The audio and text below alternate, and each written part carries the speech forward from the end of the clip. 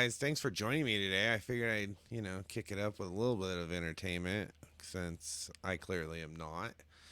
However,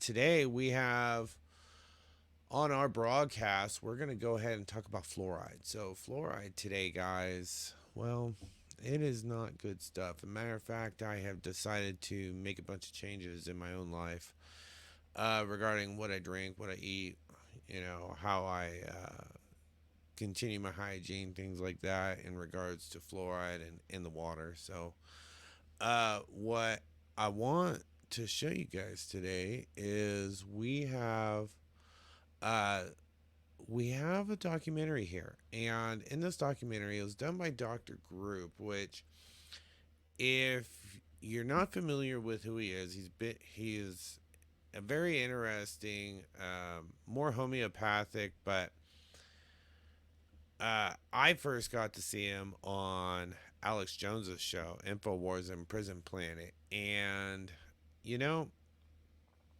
really, guys, listen to what these guys have to say because what we find is that the people that we've always listened to, that we're told to trust, they just aren't the people that we should be trusting.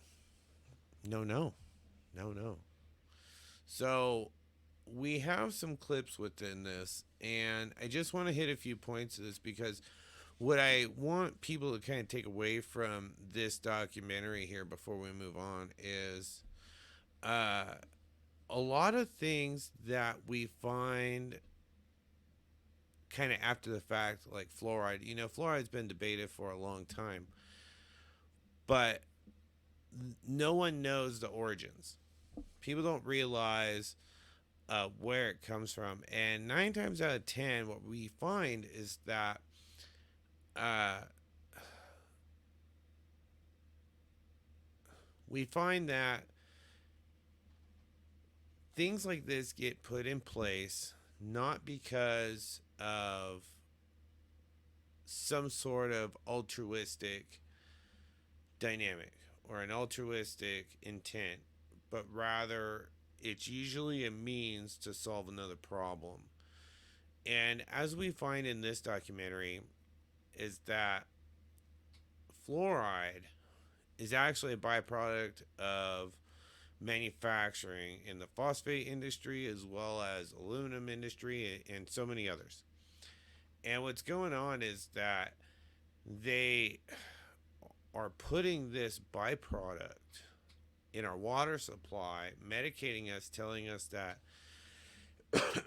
uh, fluoride's good for our teeth and that we should be drinking it and that we should be ingesting it, when really we find that fluoride actually has a lot more downstream effects.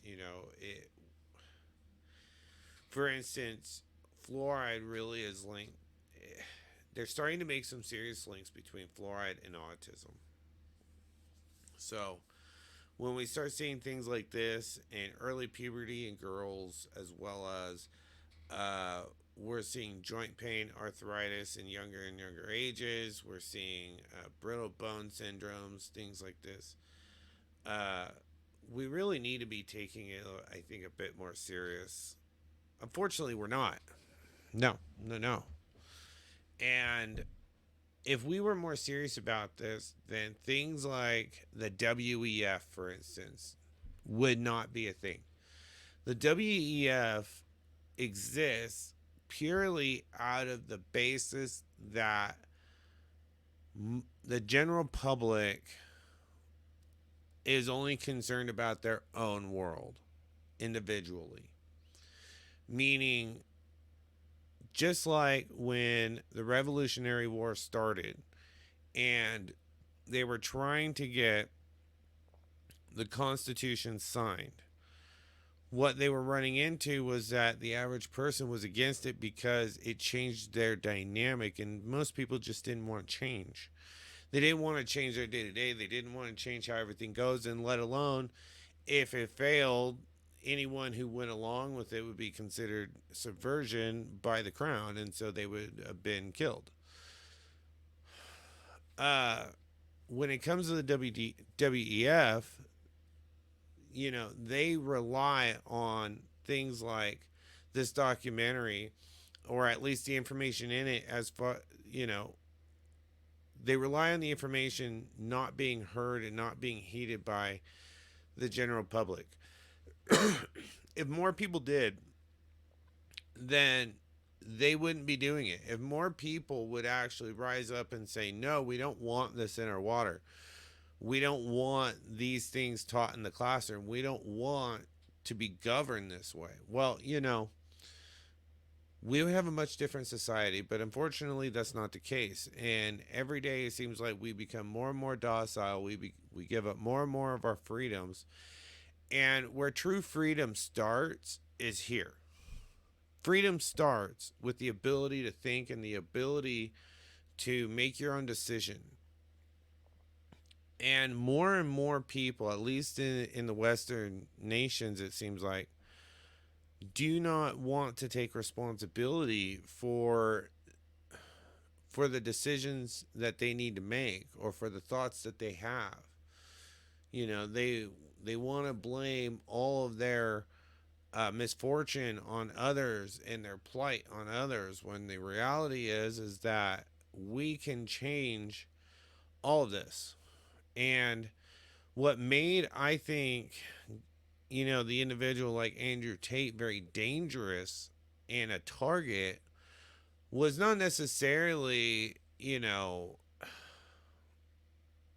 what he was saying completely. I think, or necessarily his delivery and how just kind of over the top he was, things like that. But I think rather guys are starting to take accountability again. And there's a lot of guys that feel like they're in an ocean by themselves because when we live in a gynocentric order, what happens is that guys start thinking like women, and women are notorious for not taking responsibility for the average things in their life. I know that that's an unpopular opinion. It more is what it is. Beyond that, you know, can't really say much. Other than what I can say is that because we feminized men now to this point, and they're thinking along the same lines as women on the feminine scale, then we get a lot of men in this globe that do not want to take responsibility. They don't want to actually get into it. They don't want to fight. They don't want to own their lives and make their own course and set their own sails. And that's why the world's having a hard time right now. You know, I think a very unpopular opinion is that, we're going to start seeing places like, or at least countries like China and Russia, take more prominence in the globe. And it's not because they're better, it's their system is tighter. Their men are stronger, their men are more masculine, even though they are under complete authoritarian control to a large extent, at least China. But look at Russia. Even though it's a communist country, the men are strong, the men are willing to fight, and that is what's going to take it over. It's not going to be America, I don't think, for very many years more. I really don't. I think what we're going to end up seeing is the transition point of world powers, that things like fluoride, things like the WEF, things like the globalist control is going to work out. And I think ultimately we have the front, which is, we see each country, and each country has a balance, and each country trades with other countries, shit like that, right? Basically, geopolitics as we know it. But what I think the WEF really represents, and I think some folks are waking up to it, some folks are seeing it, is the WEF, I think, is trying to be the figurehead for the new world government. And I think that we're at that time in our civilization to where we have tried all these great experiments, you know, The one that hasn't been done is a one world government. The problem is that just as we saw in the Bible in Genesis, where the Lord scatters everyone and changes their native tongue to where no one can talk to each other again, I think what we're going to see is that they're trying to bring us back together again, kind of a full circle. I don't know how that's going to work out. We'll have to see. But the ultimate goal is control, but it's not control right now under the guise of forced authoritarian control, because I don't think that they're going to get away with it in the Western nations.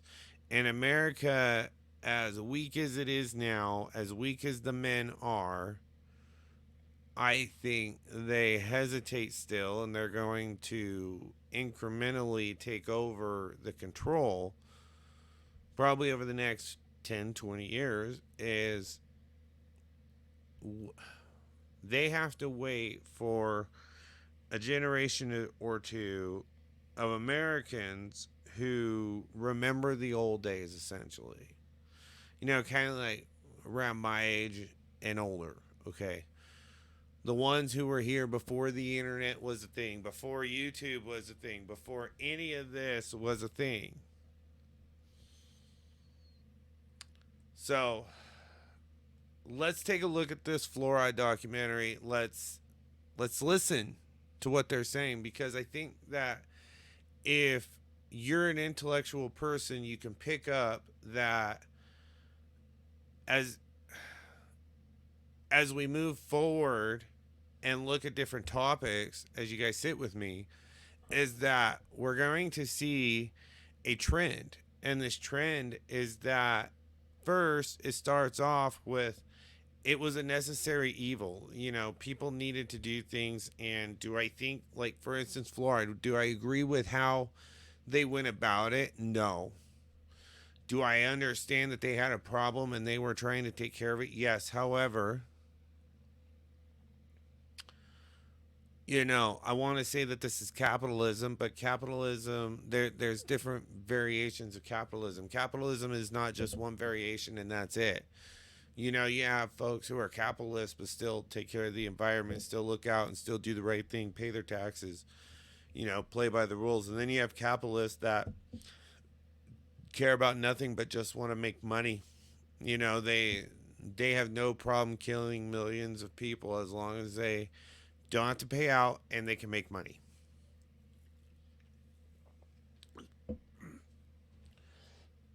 So, excuse me. So this documentary is called Fluoride Poison on Tap. And it was made by the Dr. Group folks. Dr. Group is a good guy. I think he has a lot of wisdom for different health options. You know, more beyond the typical that we're used to. So let's take a look. Oh, let's share the screen. There we go. Okay, we lagging.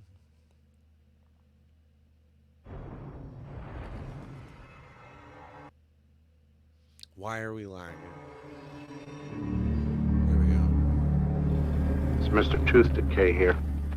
You know, making cavities used to be easy, but it's getting harder now. Mostly because of... Christ! Let's bump this up a little bit.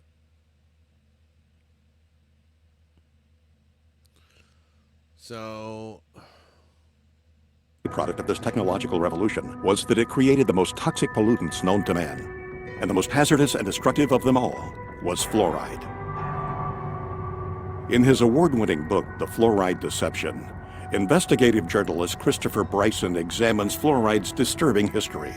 Bryson notes that in its early days, fluoride was a widely known and well-documented killer. Documentation from early lawsuits against fluoride manufacturers clearly shows that fluoride was a hazard, not only to humans, but to the environment as well, with damages reaching into the tens of millions of dollars. By 1930, the aluminum industry was the largest and most influential fluoride polluter, Industrial giants such as Alcoa knew they had to do something. Vegetation and livestock near Alcoa plants were being decimated as toxic fluoride fumes lingered, rendering nearby cattle lame and crippled, even causing death.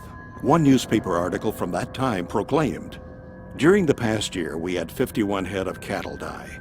We had laboratory tests made, and these tests show excessive amounts of fluorine in the liver and kidneys. Also, some of our young cattle..." I don't know if you guys caught the Alcoa aspect, but Toxicologist Floyd Dietz warned of new medical information exposing fluoride's harmful effects. Danish scientist Kaj Roholm singled out the aluminum industry, specifically Alcoa, as the source of much of the fluoride poisoning. Fluoride was causing irreparable damage, and the word was getting out. Alcoa knew they had to act fast. Their high-powered attorneys sprung into action, quickly buying up farms and paying out settlements. Ironically enough, during that time, the U.S. Public Health Service was under the jurisdiction of the United States Treasury Secretary, Andrew W. Mellon. Mellon was the founder and major stockholder of Alcoa. He was... And that's really important. You know, what most people don't realize that, the reason why they say follow the money is that this is exactly why. It's instances like this where, they're trying to get rid of a toxic waste substance, and as you're going to read here, or at least watch, is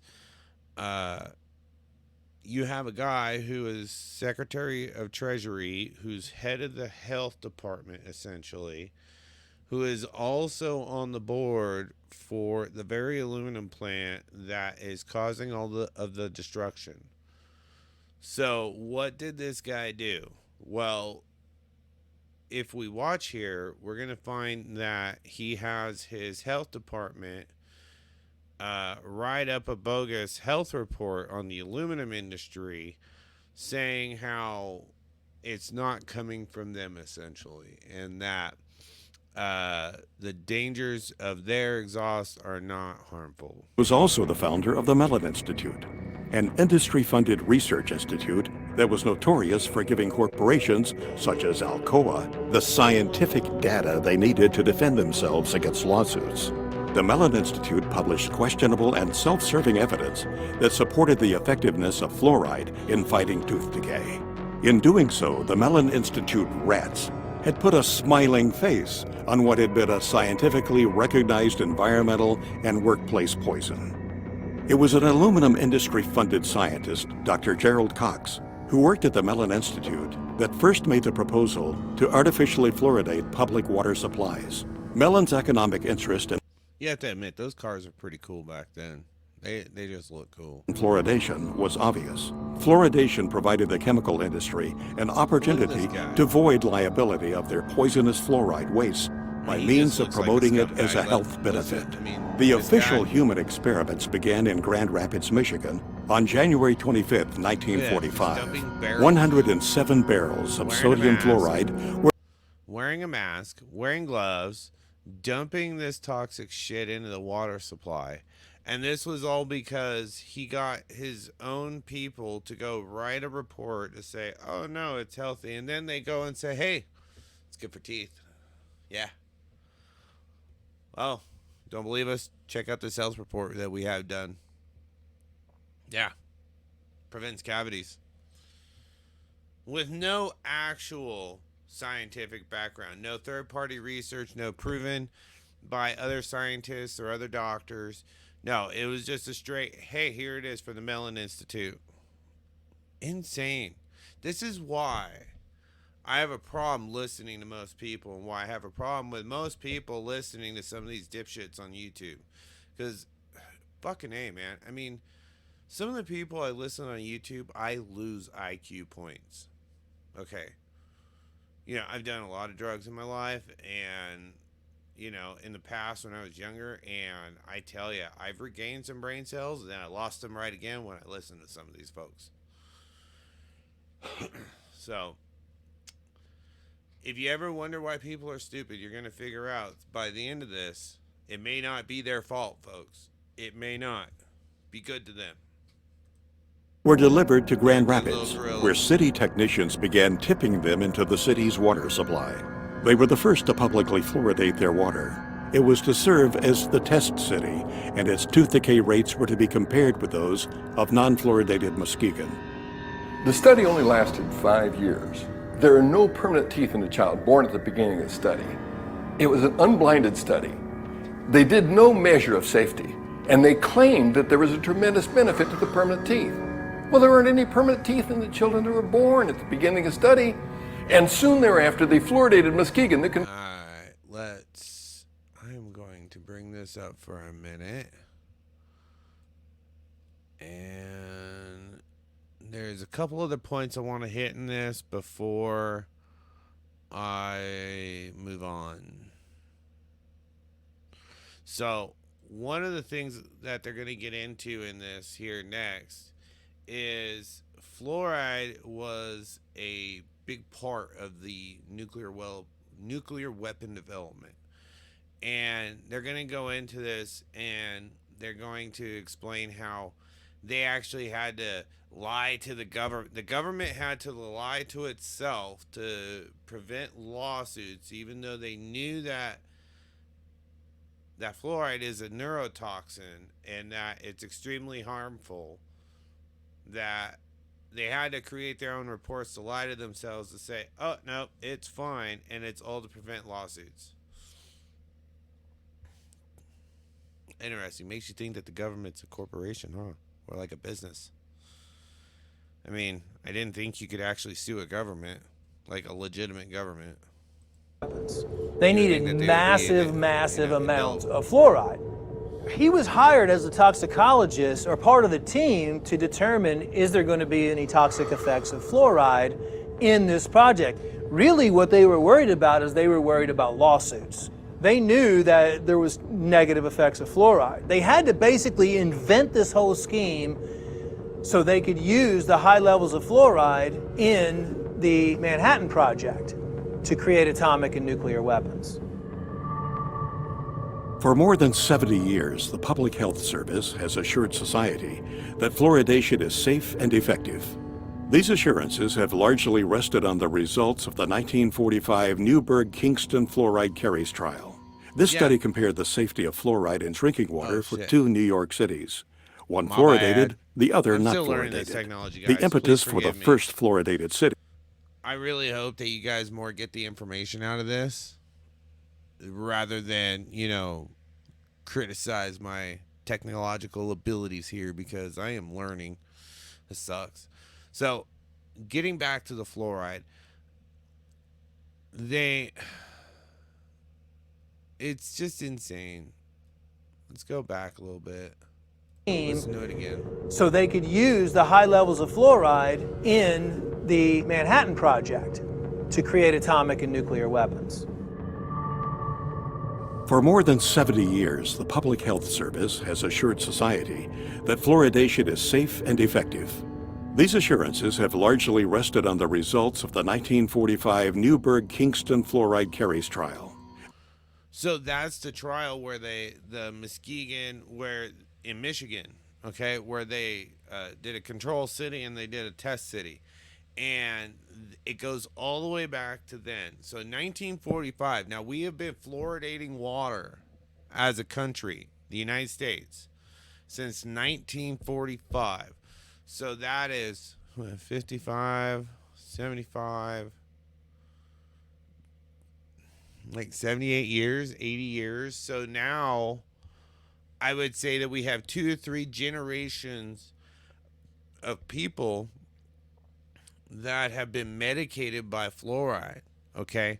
Now we know that intelligence is genetic. There are a lot of genetic markers, right? That get passed on and handed down to the next generation, through our bloodlines. And I think what most people fail to see is that the fluoride does create a genetic mutation to an extent. And I think people are becoming dumber by the generation. And when we kind of compare the Western nations to idiocracy, I really largely think it's because of this, because I have a hard time thinking that people prior to the 40s you know, really not even the 40s. I would say you really started seeing issues probably in the 60s and 70s as far as IQ loss and it transferring through the genetics.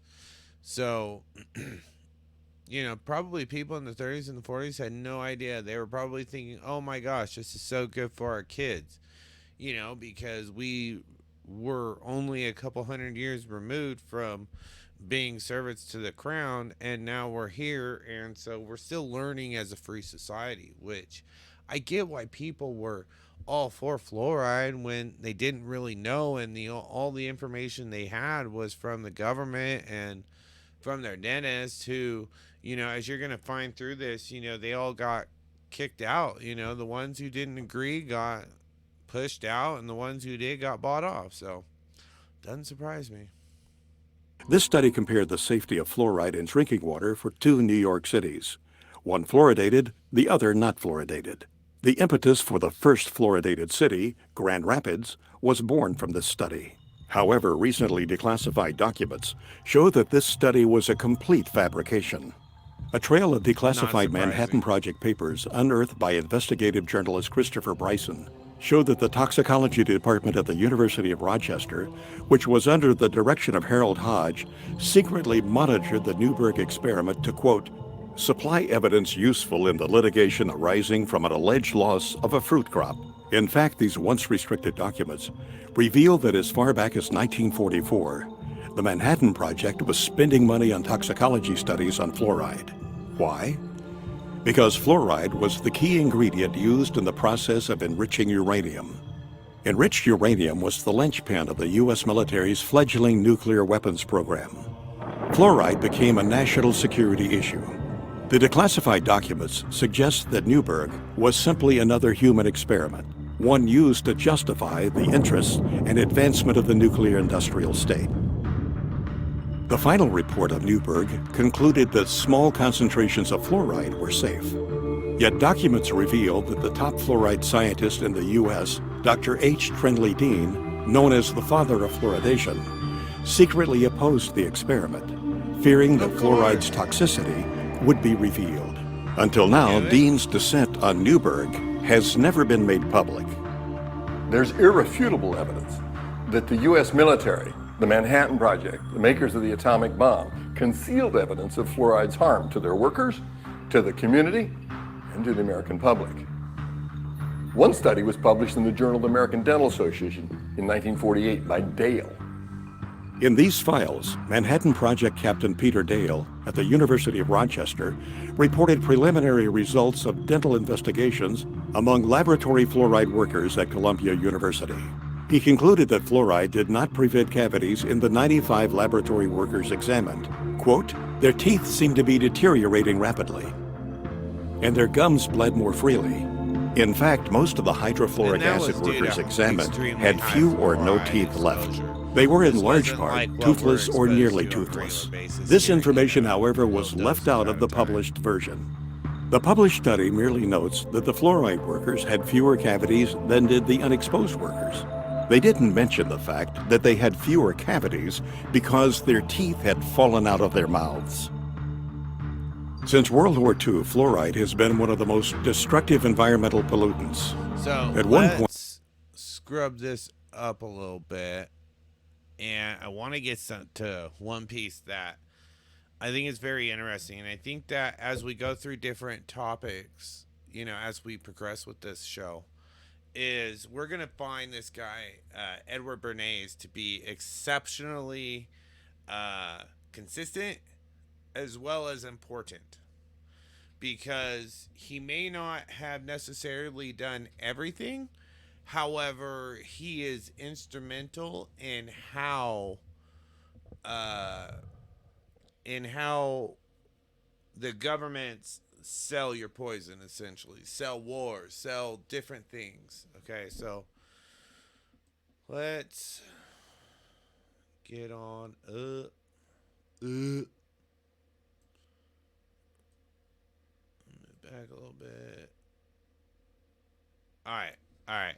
We're gonna start here. It's gonna be tail end of the Denora No incident conclusions. moving The in. report's emphasis was on bad weather, and that the disaster was therefore an act of God. The report made no mention of Here we go. fluoride. Could it be there was a vested interest on the part of the government Oh. not to upset the public concerning the potential dangers of fluoride? Although it was Gerald Cox's idea that ultimately led to the endorsement of water fluoridation, the man who gave the official endorsement was Federal Security Administrator Oscar R. Ewing, Alcoa's top Wall Street attorney. 9 months after the Denora disaster, Ewing made a surprise announcement for the nation. The U.S. Public Health Service was reversing a long-held position. The ex-Alcoa lawyer declared that his agency now favored adding fluoride to drinking water across the United States. Coincidence? Money. When it came time guy to was choose a bought public off, relations bruh. representative to Bought persuade off, public bruh. opinion in favor of water fluoridation, Ewing chose none other than the father of public relations Here we go. himself, Edward Bernays. See? When they're selling water fluoridation, they didn't just walk out and say it's good for you. They actually hired Edward Bernays, They had Sigmund to sell Freud's it to nephew, to sell Americans on how Because- good it was to have silicone. Why did they have to sell it to Americans back then? Okay, think about that. Americans today, it doesn't take much to sell them. You know, you sell them fear, or you feed them fear and sell them the cure, right? You know, and that's how Bernays came up with this essentially. But what most people kind of forget is that back in the 40s, okay, most people had a critical thinking ability that was far beyond what most people have today. You know, today we say common sense doesn't grow on trees, right?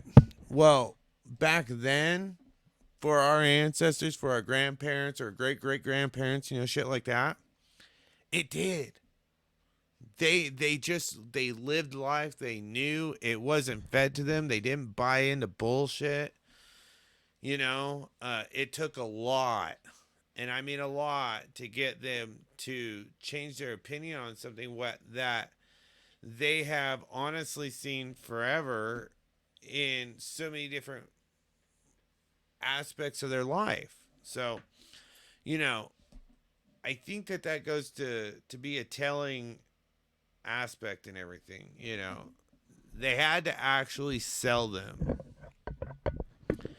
So even though, you know, later in this, Bernays says that selling fluoride to the American public was child's play, you know, meaning really easy. I think that it was still, it would have been a lot easier today than back then. Fluoride in the water. Edward Bernays was the one that created how to control the population through media and through advertising. Edward Bernays, also known as the father of spin, pioneered the idea of crowd psychology. In 1928, he wrote a book called Propaganda, in which he wrote, "If we understand the mechanism and motives of the group mind, is it not possible to control and regiment the masses according to our will without their knowing it?" He called it the engineering of consent. Bernays introduced the corporate giants to crowd psychology methods and polished techniques to manipulate society. He convinced the population to buy on impulse things they didn't even need. In his writings, he concluded that individuals were controlled by 4 basic motivations: self-preservation, aggression, security, and sex. Bernays' belief was that by appealing to any of these 4 motives, it was possible to manipulate the majority of a population into doing almost anything. You could brainwash them into smoking cigarettes, starting war, electing politicians, you name it. And given the proven effectiveness of these techniques, it was no coincidence that the Aluminum Company of America asked Bernays to head the campaign for the fluoridation of the United States water supply. People like Bernays. You know, that's something also right there is, you know, let's talk about the sheep dynamic. You know, you hear a lot of folks say, you know, oh, that most people are sheep, and that, you know, that most people just blindly follow this, that, you know, whatever, and that, you know, a lot of those people who say that. I am under the belief that they're sheep themselves. But, getting back to this is that what it's done is that this guy, Edward, basically created the psychology behind mass following. Getting the masses to follow, convincing the masses to do what the will is, of whatever the body is, whether it's the WEF, politics, whatever. And back during this time, believe it or not, the political spectrum was still just as complicated as what we see today. What we see today is just an amalgamation of all the bullshit that's happened over all the years, and we have such extremes on everything, where a moderate liberal from like 20 years ago is now considered conservative just because of how crazy the left has gone. And, vice versa with the conservative side. You have some moderate conservatives that now, because of how the stances are, they more relate to the liberal side. So we'll continue. We're masters of social engineering. His entire thesis, if you will, is that you don't talk to the public in a rational, scientific way. Instead, you appeal to their emotions and you invoke their fears. He was key in getting women to start smoking. He positioned cigarettes as being sexy and individualistic and, power to the woman. That was the framing of why women should start smoking. A consumerist culture was born, and the United States government took notice. U.S. agencies soon adopted Bernays' techniques of manipulation to manufacture the fear of ever-present danger in the minds of the people, to give those in power greater control of what Bernays called the mass mind. He went on to propose in his book Propaganda, those who manipulate this unseen mechanism of society constitute an invisible government, which is the true ruling power of our country. We are governed, our minds are molded, our tastes formed, our ideas suggested, largely by men we have never heard of. That right there is exactly the definition of who they are. The elites, the globalists, the people that are trying to suppress you, the people that are trying to oppress you, the people that are trying to push you down, take everything away from you. It's these guys. Bernays just put it into words, But like it says, we are governed, our minds are molded, our tastes formed, our ideas suggested largely by men we have never heard of. That's why when everyone wants to say, oh, it's the elves, oh, it's this, no, these people don't exist. When Alex Jones gets, torn down because people want to think he's crazy, but yet he's been to these groups. It's these that are controlling. And I believe folks like the WEF, I believe that they are part of this group that we had never heard of, and they are now coming out, but it's coming out under the guise of the Economic Forum, Davos, Bilderberg, any other kind of organization. We have even more secret organizations. Beyond that, Alex Jones has done a really deep dive on like Skull and Crossbones, that the Bushes were a part of. There are fraternities, there are bloodlines, there are groups of people that the globe has never heard of who control most of the resource in the globe. And if we want to continue as a populace going deeper and deeper down the rabbit hole without acknowledging that this right here exists and it's being used against us. Yeah. Humanity is at risk. Alex Jones is right. This is an info war. To the max. We are a prison planet and fighting an info war. I mean, his aphorisms are amazing. The way he came up with that to really kind of show us what was going on. Yeah, unfortunately, I think a little credibility gets taken away because it comes off like a brand. But the reality is, we are in the info war. The information is this. The information is guys like Edward Bernays who know psychology deep enough to be able to form your opinion without your uh, without your disagreements, without your fight, without your distrust. Quite amazing. I mean, I don't even know. I what I really don't get is how you can show this to most people, and they go, "So what?" You know, well, how else are you gonna help humanity? This is why I'm torn with the whole Alex Jones dynamic. You know, on one hand, I would love to be the next new Alex Jones. Care about humanity. Tell humanity what's going on. Try and help them. Try and protect them. Try and show humanity what is really happening.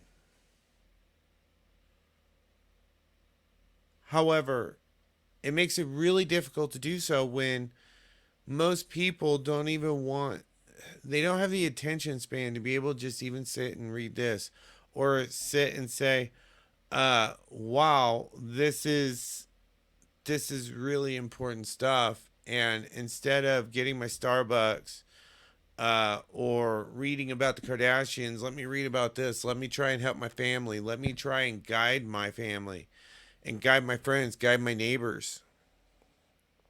No, no. It's just really sad. I mean, I really don't know which side of the spectrum I fall in on that. But right now, with fluoride, I am trying to help humanity. I want to see humanity smarter. I want to see more intelligence. I want to see more intelligent offspring. I want to see healthier offspring. I don't want to see problems inflicting the people anymore. You know, knee replacements was not a thing 50, 60 years ago. Humans have been on the fucking planet a lot longer than that. So why is all these health ailments prevalent now? Why is all this shit happening? And the truth is, I think it comes down to greed. It's greed and lust for dictatorial power, is what I really think it is. This statement holds just as true today as it did in the 20s when Bernays first wrote it. Throughout medical science, including dentistry, poison-producing corporations have always been able to infiltrate major institutions and dominate their narrative. When Christopher Bryson was writing this book, The Fluoride Deception, he reached out to Edward Bernays. Bernays said it was child's play to convince the American public that fluoride was good for them. While the official narrative rang, the case for fluoride had been proven. Some people weren't so quick to jump on the fluoridation bandwagon. Because fluoride had been used for years as a rat poison, to kill coyotes, to kill cockroaches. Some of those opposing fluoridation were in fact dentists. And because of their advocacy for safe water, they were censored by the American Dental Association. If they worked for the Public Health Service, they got fired. If they were team players and kept their mouths shut, they got to keep their job. And see, that's exactly why it is so hard to trust anything, especially our politicians. You know, like they have implemented that level of control amongst this small group of people. You know, the Dentist Association, right, and the dentists across the country. And what's happened is that they made it to where these dentists were scared to speak up and stick up for what they believe in, which clean water should not be something that we have to fight for. But here they were fighting the good fight, and what ended up happening? They lost their jobs, they lost their practices, they lost everything to them. They lost everything. So, what is it that we see that what is it can we do anymore that's going to change the people's minds? Not just here, not just in America, not just in Nevada where I'm at, not just in California, not just in Washington D.C.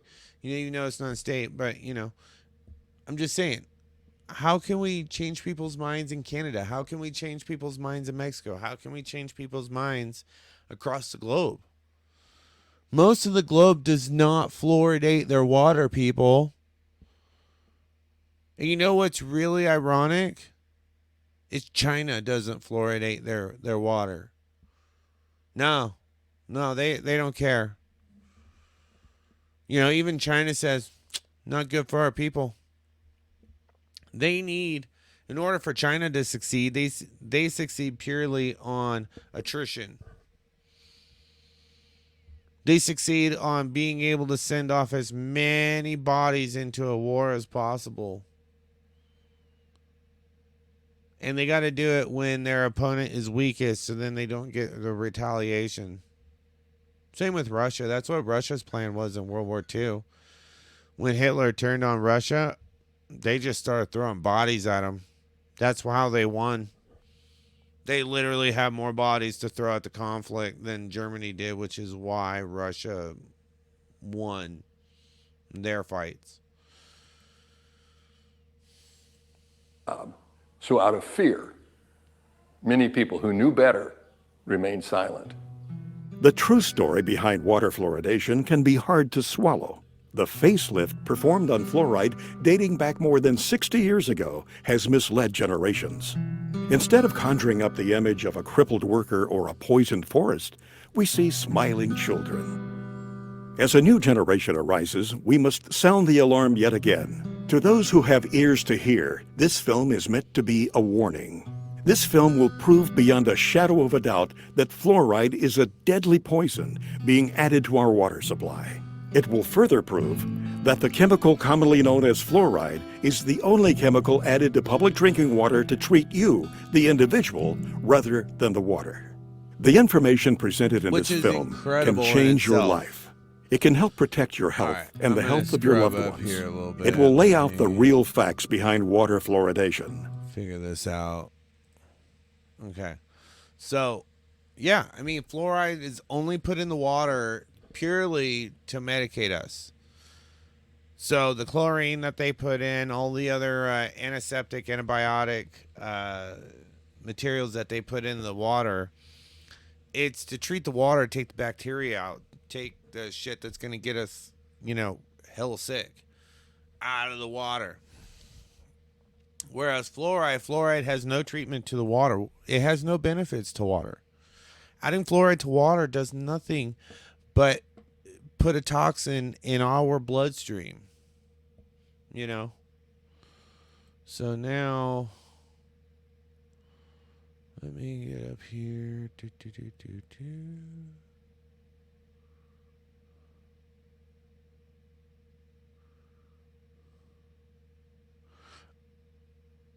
Okay, there was some of this I did want to show, and it's where they're going over the phosphate plant. Because so this is a part of a section where a guy who, Pittman, I think his last name is Pittman. I don't remember.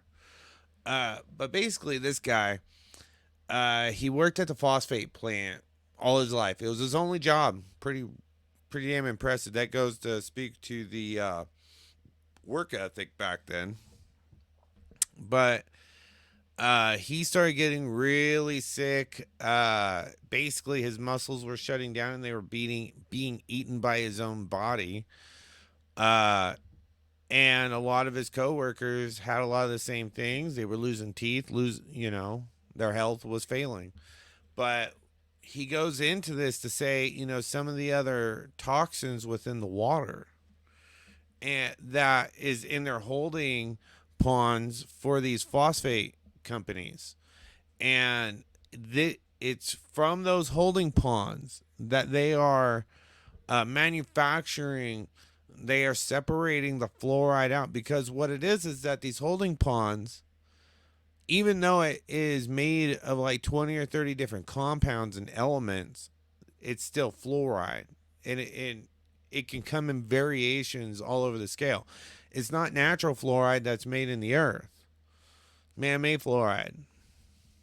It's it's pretty nasty. So let me add this to the screen. Acid. And hydrofluorosilicic acid is made from the fumes off the phosphoric acid. Then it's put into the city's drinking water. I worked out there my whole life, basically, and I never seen that good of shots. You don't see this on Google Earth. I mean, you just see an overview and you get the idea that those are there, but... Yeah, what you see here is, the common person never sees this. They don't really want you to see it either, because then you would know how much devastation, there is at these plants. So, what's so good about it is the general public's going to get to see this in this new film, and they can decide, And like I said, that's where your hydrofluorosilicic acid starts. That's the way they mine. It's overburdened. They take the overburden off to get to the ore. Basically, they take a nice forest area, they cut down all the trees, they burn all the stumps, and they take all the topsoil off. The overburden is topsoil, subsoil, clays, until they get to the ore. This right here is just, they've already dug it all out. Yeah, they've mined this, and as you can see the forest in the background, and you can see the huge chunk of land that they have mined. The phosphate lobby is very, very powerful. It's a sad situation. It's devastating to the earth.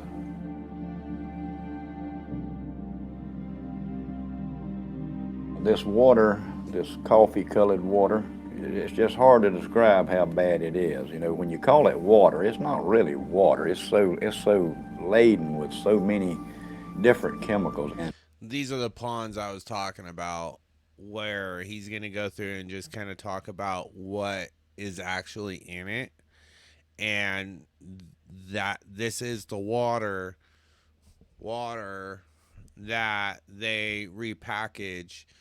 They distill it off to fluoride powder or crystals. Well, they even do liquid fluoride, but this is the shit that they're putting in our water supply.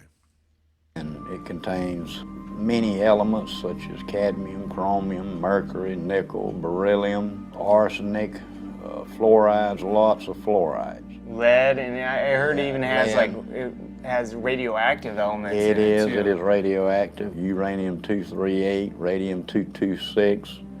It also has traces of polonium-210. Very contaminated stuff. A lot of people don't realize that this is some of the worst contamination at a phosphoric acid chemical plant. Where this was all located was wetlands. If you have a wetland, you'll have a heck of a time trying to get a permit to go into a wetland, to do anything. If you want to dig a pond or whatever, they're not going to give you a permit. But somehow these people got permits to dig up all this wetland, and they claim they'll reclaim it, but it'll never be reclaimed like it once was. It's just, there's no way. They will reclaim just enough land, and they'll have a little show place so visitors, and they can go show them what they've been doing. Yeah, we've mined this out, and now this is what we've done. Mm-hmm. And for what they've destroyed out there, a 10 or 15 or 20 acre plot they've reclaimed.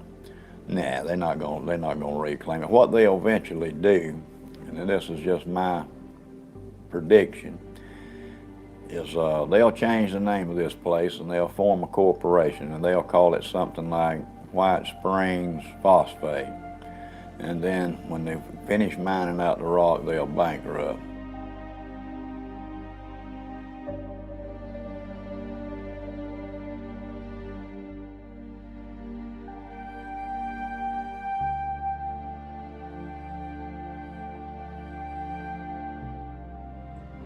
Such a pretty place. Up here on the right, we're going to have the administration offices. They used to be in the chemical plant, and they moved them.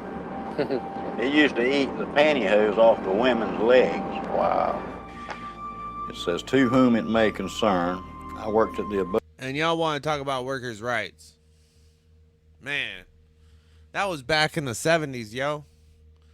Women were going to work, and the shit was so caustic, it was eating their pantyhose off. That day.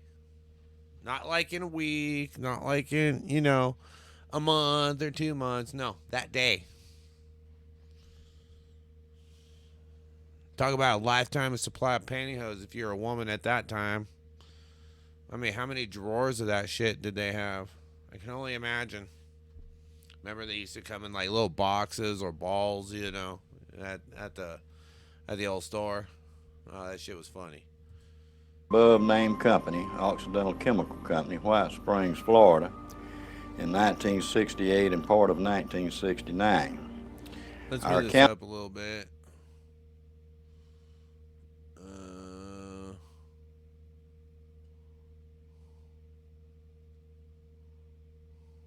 Of sulfuric acid in pond water. Found out later that the guy had struck an arc to weld on that thing, and it exploded. And it killed him, messed up his friend too that was helping.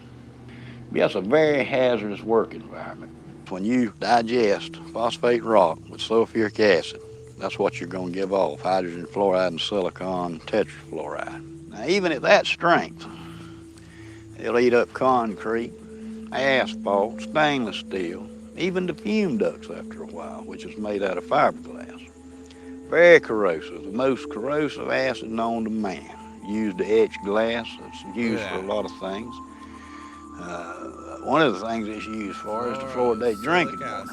Who in the world would want to drink water with this stuff in it? The city of Dallas, Texas, like many cities across the nation, spends millions of dollars on contracts with companies like Cargill, Mosaic, and Penco to fluoridate the region's water supply.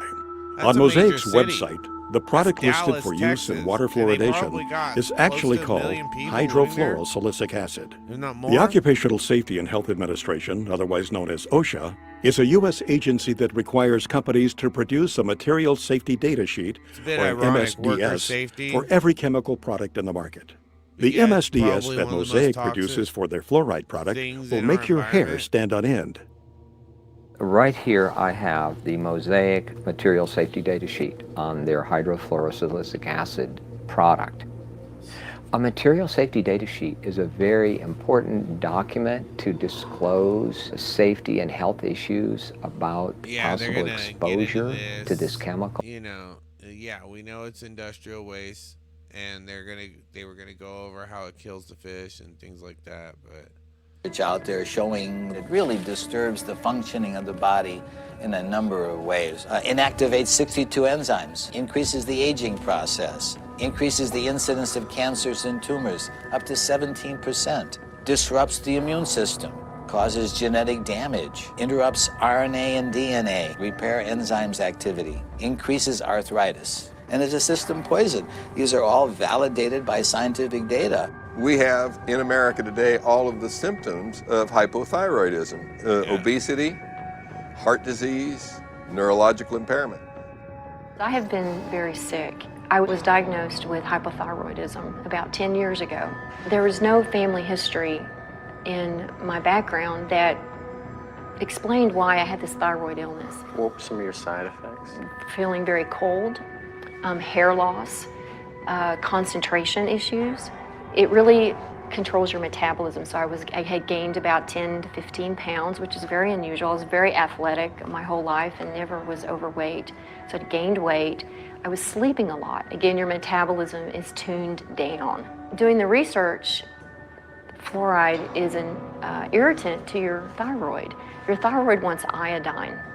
And if it doesn't get iodine at the concentrations that it needs, then it gets whatever is closest that you're providing in the environment. If you look at the periodic table, you see that fluoride, chlorine, bromine, and iodine are all in the same column. That means they have very similar electronic structure and reactivity. So that's why your thyroid will uptake fluoride and chlorine when you're not giving it enough iodine. It's a gradual accumulation of the fluorides and the other things you're exposed to out there that just gradually wears on you through the years. And that's one reason it's hard to pinpoint a health problem. Because, you know, you work out there 6, 7, 8, 10 years before you start noticing things, and then it's almost too late then because it's already done the damage. But I've been real weak and just lethargic. Yeah. So when the blood work come back, the guy asked me, he said, "What have you been doing?" I said, "Nothing the last few days. I've been laying on the couch at home, you know, I ain't felt well." He said, "You sure you hadn't fell off of a building or something?" He said, "Look," he said, "you have a muscle destructive process going on." That was exactly what he told me. And I said, what does that mean? He said, "You got a muscle destructive process going on, and there's nothing I can do to help you." One of the key questions is, Crazy. if you run the world and you don't want competition, how do you shut down people's consciousness? How do you do that? Well, you put poisons effectively into the water supply that compromise these gateways of consciousness. And fluoride is one of the most powerful poisons that is routinely used for this purpose. The pineal gland is actually kind of located in. So that's where I go back and I say that, you know, it's not your fault if you're a sheep. It's not your fault if you're just not as smart as the average as where you should be. They've been poisoning you. They've been controlling you. And fluoride is only one way of it.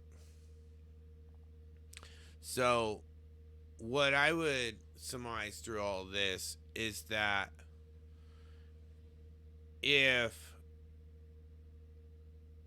you want to be able to be a free thinker and you really want to genuinely be free, then you need to start ridding your body of the poisons that they're giving you. Eating clean, exercising, getting water, it's all good stuff. It will allow you to be the best version of yourself. In the center of the brain, and it secretes two hormones, DMT and melatonin.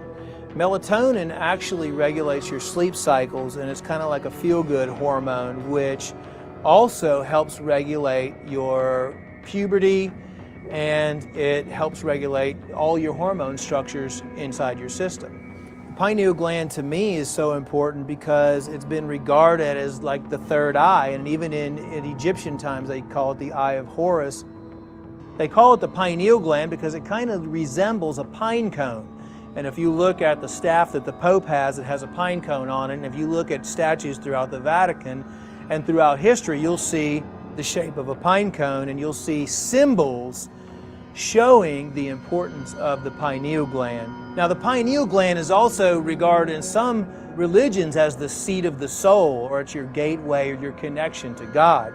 If you know that the pineal gland is the consciousness of the human, and that could be your connection with God, why not take it out? And the fastest and easiest way to take out the pineal gland and to calcify the pineal gland would be with fluoride, because fluoride has an affinity for those areas in the body that produce calcium hydroxyapatite.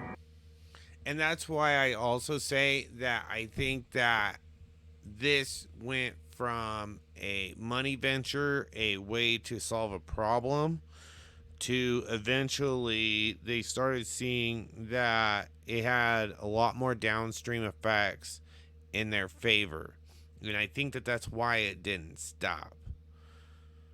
And the reality is that most people think that, you know, for a long time, like America was regarded as one of the most intelligent countries on the globe.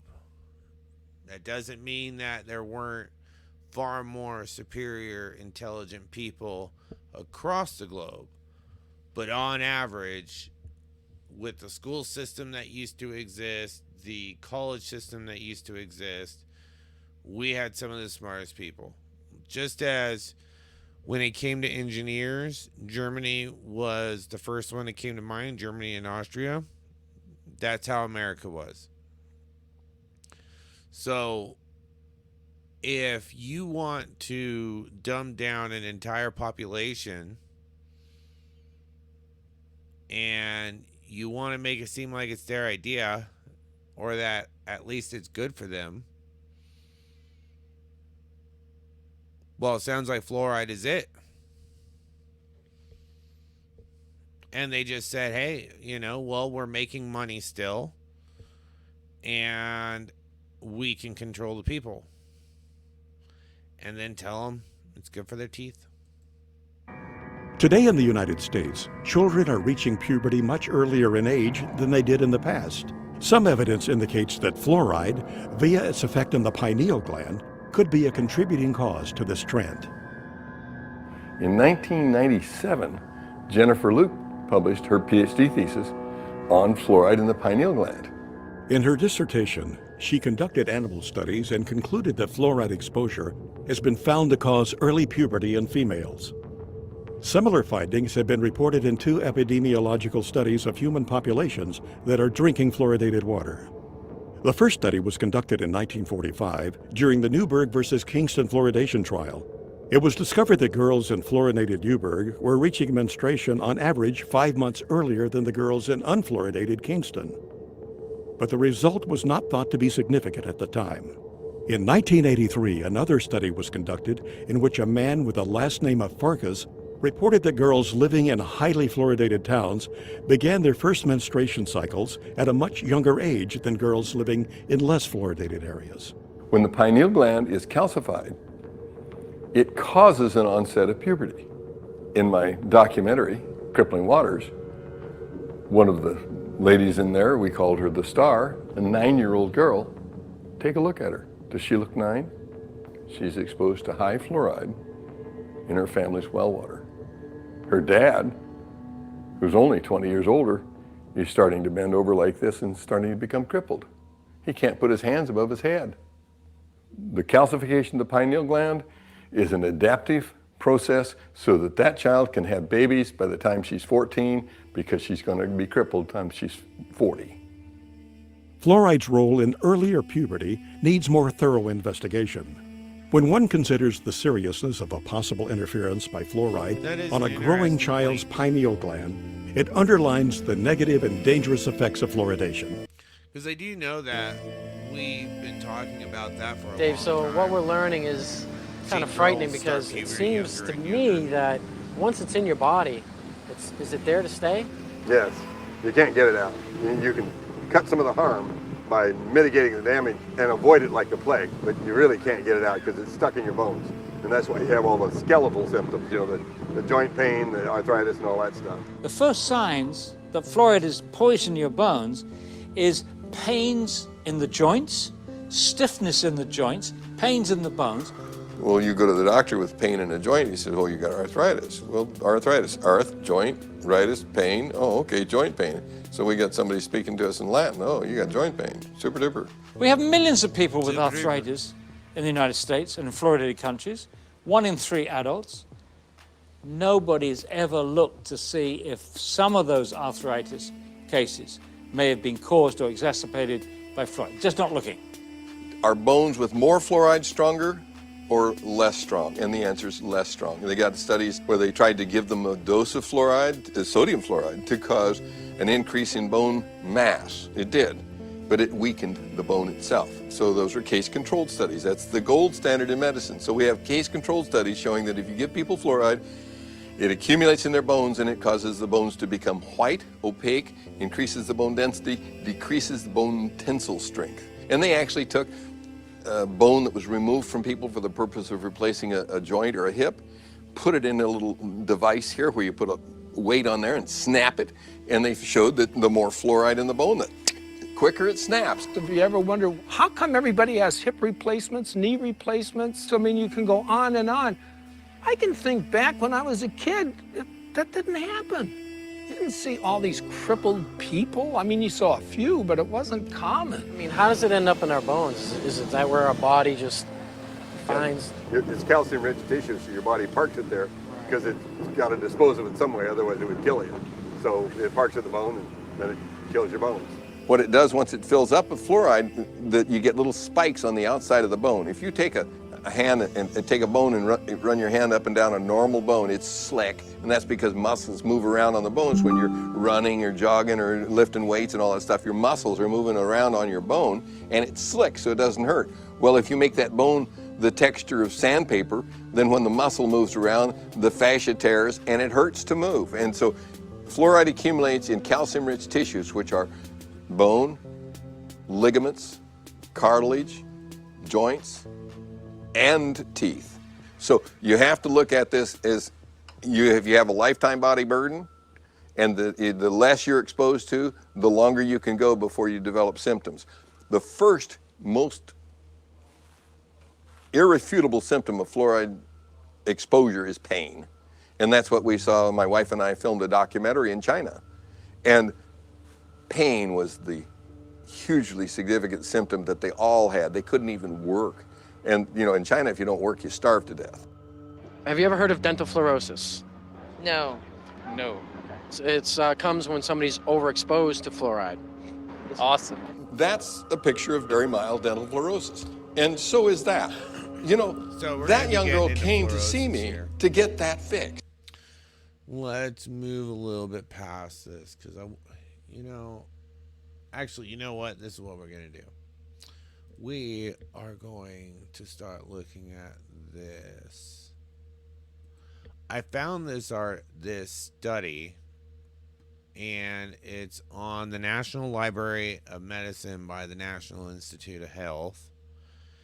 And what it says is that here's the title: Chronic Fluoride Exposure and the Risk of Autism Spectrum Disorder. So what I've been noticing, or what I'm kind of putting together with a lot of things lately, at least in the last few years, is that we continue to see a rise in autism. And you know, how can we have such a wide scale development of autism? And we're seeing it, I think, more in the Western nations that are more modern, like Australia, and especially the United States. So here it says the continuous rise of autism spectrum disorder, prevalent in the past few decades, is causing an increase in public health and socioeconomic concern. A consensus suggests the involvement of both genetic and environmental factors in the ASD, whatever that word is. Okay. Fluoride is rarely recognized among the environmental risk factors of autism spectrum disorder, since the neurotoxic effects of fluoride are not generally accepted. Okay. Well, right there, that's troubling, because things like this that have already been determined, that have already been talked about, should not be. Why is this being ignored? That's what I'm saying. So, getting on is we assess the risk of chronic fluoride exposure and autism spectral disorder, idiopathology, and investigate the role of metabolic and mitochondrial dysfunction, oxidative stress, inflammation, and immunoexcitotoxicity, along with decreased melatonin levels. These symptoms have been observed both after chronic fluoride exposure as well as in autism spectral disorder. Moreover, we show that the F is synergistic interactions with aluminum's free metal cation can reinforce the pathological symptoms of ASD.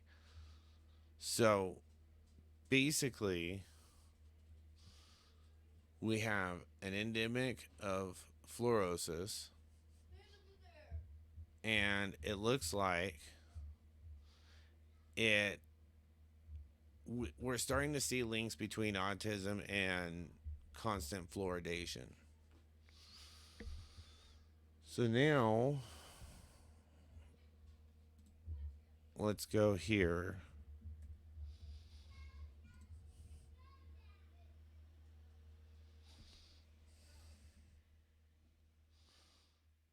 All right. So what I have now is, hold on. There we go. Is the impact of fluoride on the neurological development in children. Okay. So basically, Harvard backs that study up, not only linking it with fluoride and autism, but what we're seeing now is that we're seeing neurological development issues within children along with autism. So, I mean, this can cover puberty, this can cover critical thinking, this can cover a lot of other dynamics that I think a lot of people kind of gloss over. So, with this is from Harvard, T.H. Chan School of Public Health. So you guys can look it up. I'll put a link in the description. But yeah, so I mean, when we look at these things, when I say you might be dumb and it's not your fault, I genuinely mean it. I'm not saying it to be mean. I'm saying it because it might be true. You think your sister's stupid. You think your friend's a moron. You think the guy down the street don't know how to drive because he's a fucking dipshit. Well, chances are there's fluoride exposure. So I'm going to go ahead and end this at this point. Sounds like some folks just got back and want to go say hi to them real quick. But I think what we can find from all this, what we can conclude is that the government is putting fluoride into the water. Now, whether it's to control our minds, to control our bodies, or if it's, I don't believe that it's for dental purposes. They may say it, but I don't think that's the case. I think personally that at this point it's done for subversion and control. So do more research on your own. I hope you guys can go ahead and take care of this. Now, one thing I wanted to mention and we didn't get to is that the only way to remove fluoride from your water is a reverse osmosis system. You can pick up an RO system on Amazon. You can pick them up from Walmart. You can pick them up from various places. An under-the-counter version comes with a spigot, provides a bunch of water, and it's good, clean water. It removes all the minerals, all the toxic metals, all the neurotoxins. The only thing it doesn't take out is estrogen out of the water supply, which we'll go ahead and do a whole other show on estrogen in the water supply and how I believe it's feminizing men, and the combination of estrogen in the water supply and fluoride in the water supply makes for a dubious combination of world control. So with that, we're going to end this transmission today. Hope you guys enjoyed it. Hope you guys got some stuff out of it. I apologize, I kind of rushed the end here. If I get some time, we'll go over maybe a little bit more fluoride, or at least, some of the other talking points we can go over. With that, take care, be well. I'll see you next time. Peace.